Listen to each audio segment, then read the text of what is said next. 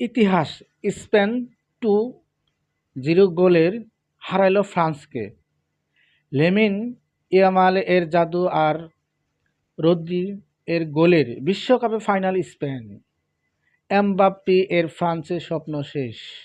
সেমিফাইনালে সম্পূর্ণ রিভিউ নিয়ে এমআরজি টিভি নিউজ। ম্যাচের শুরু থেকেই আক্রমণ স্পেন। 34 মিনিটে breakthrough. Lamine Yamal D বক্সের বাহিরে থেকে পায়ের অসাধারণ শট। গোলকিপার মাইগান এর কিছুই করার ছিল না। 1-0। মাত্র 4 মিনিটে পরেই আবার আঘাত। রদ্রি কর্নার থেকে হেড করে 2-0। ফ্রান্স ডিফেন্সে পুরো এলোমেলো। এমবাপ্পেকে কড়া মার্কা রাখল কুবারিস লেব্রট জুটি। প্রথমার্ধ শেষেই ম্যাচ প্রায় শেষ। দ্বিতীয়ার্ধে ফ্রান্স অনেক চেষ্টা করছে।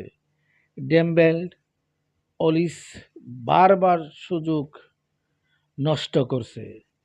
স্পেনের গোলকিপার ইউনানি সিয়ম ছিল দেওয়াল। স্পেন বল পজিশন 65% রেখে ম্যাচ কন্ট্রোল করছে। শেষে 20 মিনিটে শুধু সময় কাটিয়েছে।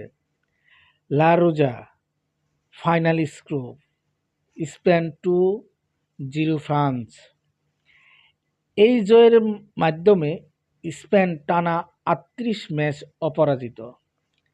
লেমিন ইয়ামাল মাত্র 17 বছর বয়সে সেমিফাইনালে গোল করে বিশ্ব রেকর্ড করল। স্পেন এখন ফাইনালে।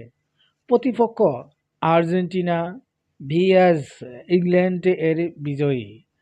ফাইনাল 19 জুলাই ম্যাটলাইফ স্টেডিয়ামে নিউ জার্সি। আপনার মতে ফাইনাল কে জিতবে? কমেন্ট জানান। ওয়ার্ল্ড কাপ এর সব আপডেট পেতে এমআরজি টিভি নিউজ সঙ্গেই থাকুন।